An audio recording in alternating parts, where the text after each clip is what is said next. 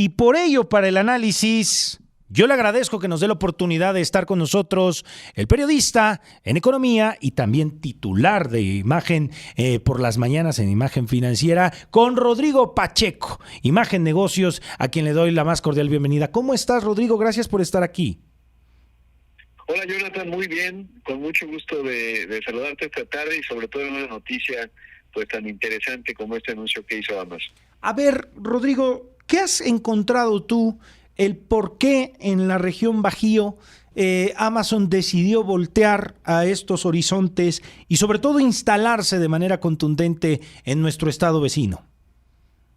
Pues la verdad es que yo creo que habla muy bien de la consistencia que ha tenido el Estado, porque hay que decir que no solo es este anuncio que está haciendo Amazon.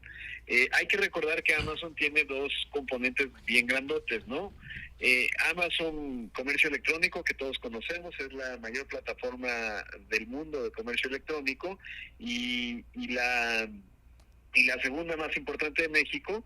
Y por otro lado, tiene AWS, Amazon Web Services, que es justamente pues la parte que se refiere a todo el sostenimiento de la nube. Surge Amazon Web Services como la respuesta, digamos, a tener que resolver en la escala de operaciones de comercio electrónico, primero en Estados Unidos, que necesitaba ese soporte digital, pues lo desarrolló adentro de casa, y eso, bueno, pues llevó a que se generara esta empresa que hoy, pues es uno de los grandes jugadores de nube.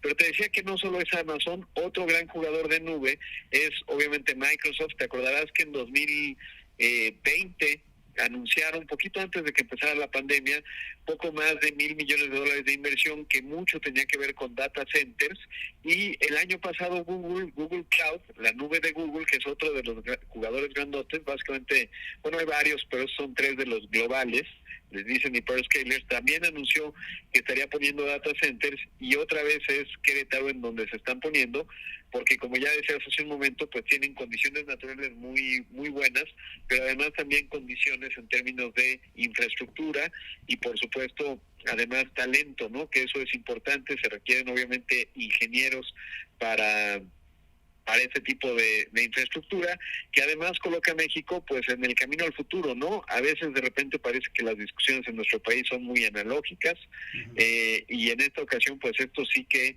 plantea infraestructura de cara a lo que va a necesitar México pues en los siguientes años.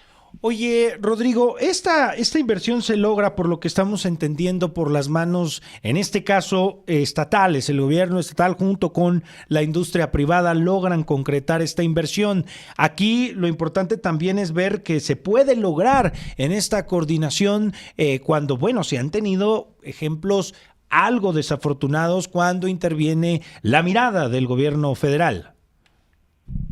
Sí, te diría que la verdad es que el gobierno de Querétaro lo que ha tenido a lo largo del tiempo pues ha sido justo consistencia, ¿no? En donde tienes gobiernos que, no importa el signo político, han logrado justamente pues mantener, digamos, políticas que son consistentes, y eso es lo que realmente a las empresas les hace mucho sentido.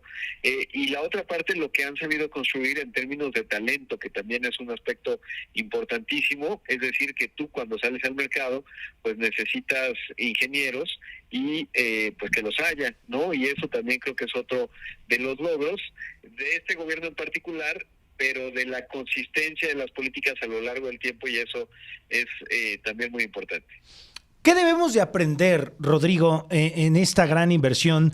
Porque San Luis Potosí, a pesar de que recientemente tuvo una gran inversión que se confirmó con la llegada de la segunda planta armadora de BMW ya para los autos eléctricos, y que también dan un impulso tecnológico para la zona, ¿qué se debe de aprender de Querétaro, que está teniendo inversión en aeronáutica, inversión? De hecho, yo también leía que soy seguidor de la industria de los videojuegos, que ha aumentado de una manera bárbara. También los servidores que conectan a Latinoamérica están en Querétaro, Rodrigo.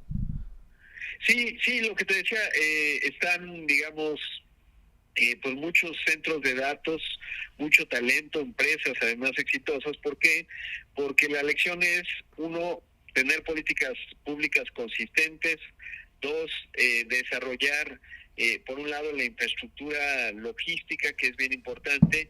3, desarrollar el capital humano, es decir, a las personas, buenas universidades, programas de agilidad, y luego un buen nivel de vida, ¿no? Obviamente una de las características que también tiene Querétaro pues es seguridad pública me refiero.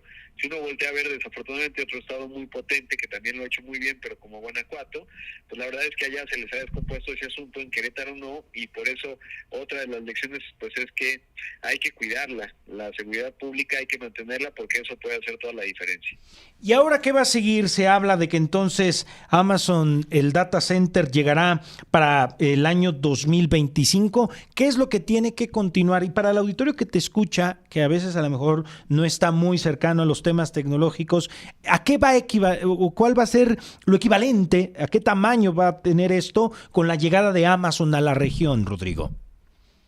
Pues mira, te diría que hay que recordar, justo entrevistaba al presidente de AWS, que te digo, recordar que son dos empresas prácticamente, una es Amazon, la que conocemos, la otra es AWS, que es Amazon Web Services, que le da, imagínate, la nube, ya no digamos de un montón de empresas mexicanas, la nube de la CIA, de la Central de Inteligencia de los Estados Unidos, está en Amazon, en AWS. Y entonces me decía su director general que pues esta inversión es significativa no solo por lo que vamos a ver en 2025, que empezaremos a ver el despliegue, digamos, en términos de la inversión, no se va a ejecutar, eso es importante aclararlo, en un solo año, ¿no? Es una inversión que la han planteado en los siguientes 15 años, que no empaña nada, porque finalmente no es necesariamente tanto la inversión, que sí es un monto obviamente enorme, $5,000 millones, que si ya lo divides entre los siguientes 15 años, pues ya no parece tanto, pero sobre todo la apuesta que está haciendo Amazon, priorizando a México como una de estas grandes regiones en donde despliegan esta infraestructura y que le permite a muchas empresas mexicanas, tanto grandes como pequeñas, pues tener justamente pues acceso a tecnología de punta, baja latencia, que es el nombre técnico que se le da, digamos, cuando tú, por ejemplo, ves un contenido bajo demanda en alguna plataforma, llamémosle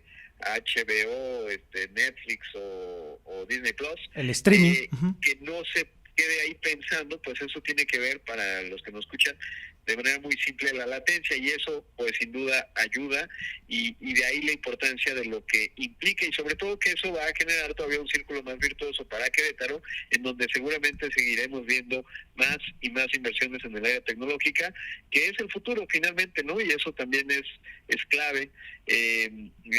Digamos que lejos de hablar de petróleo y refinerías, cosas por el estilo, que a lo mejor pueden resultar necesarias, el futuro está planteado en inteligencia artificial generativa y en tecnología en general. Oye, Rodrigo, esto quiere decir que inevitablemente las grandes universidades, el terreno educativo va a tener que apostarle a cambiar las grandes carreras de la tecnología, ir encaminadas a ello, porque la región se va a estar concentrando en este mismo punto, la tecnología. Pues mira, te diría que en general las ingenierías son buena idea, y Querétaro ya lo ha hecho. Querétaro tiene varias vocaciones, ¿no? Además de esta que tiene que ver con los centros de datos grandes que requieren mucha ingeniería especializada en muchos ámbitos, desde la ciberseguridad, la gestión de los datos, en fin, es realmente extenso. Pero además Querétaro está bien posicionado en el sector aeroespacial también, tienen inversiones importantes, obviamente también al sector automotriz, en fin. Entonces, básicamente, pensaría que lo que vamos a ver son muchas más ingenierías todavía, pero en distintas vocaciones. Esta será una de ellas, una de las más importantes, pero sí que ese es otro aspecto bien interesante, en donde han logrado, por la posición logística que tienen, por ejemplo, un sector aeroespacial muy potente. Recordar que ahí, desde Bombardier hasta General Electric Aviation, tienen operaciones ya desde hace varias décadas muy potentes, bueno, varias décadas, no, quizás poco más de una década, en donde ya la ingeniería clase mundial mexicana pues está presente. Bueno, Rodrigo, sin duda alguna se está teniendo un cambio coyuntural muy interesante, muy trascendental, y entrando en la parte final de este análisis que haces con nosotros, ¿qué debemos de aprender de ello? Con la llegada de Amazon, ¿ves que van a llegar más gigantes de la tecnología a nuestro país, tal vez también impulsados por el fenómeno industrial de nearshoring? Sí, pues eso justamente que hay que, primero pues los jóvenes que nos escuchan también, no solo aspirar a trabajar en estas grandes empresas, sino emprender, porque toda esta masa crítica de tecnología lo que puede generar es un círculo virtuoso en donde empieza a haber empresas especializadas que ya comienza a ocurrir. De hecho, ya se habla del Gallo Valley, ¿no? Así como hay Silicon Valley o Zapopan Valley, el Gallo Valley, en donde empiezan a surgir empresas tecnológicas queretanas muy potentes. Eso, lo que viene hacia adelante es emprender, prepararse, garantizar que la seguridad pública siga siendo un factor clave en el Estado, por supuesto tener el diálogo con la Federación para ver cómo se integran las cadenas de valor, por supuesto cuidar el tema de la energía, que también es fundamental, recordar que este tipo de instalaciones consumen mucha energía y esa energía tiene que ser renovable, y ahí por lo menos lo que me decía Rubén Mugartegui, que te digo es el director de AWS, de Amazon Web Services, es justamente ellos ya tienen resuelto la parte de renovables, pero eso también ofrecerá oportunidades para el Estado en términos de generación, y eso, bueno, pues me parece que son buenas noticias las que estamos viendo esta semana. Rodrigo, te agradecemos muchísimo que hayas estado con nosotros aquí en Imagen Informativa, segunda emisión. Recibe un caluroso abrazo y, como siempre, un gusto también escucharte cada amanecer en Imagen Empresarial, aquí en nuestra misma frecuencia desde pues cada mañana. Gracias, Rodrigo. Gracias, Jonathan, un abrazo.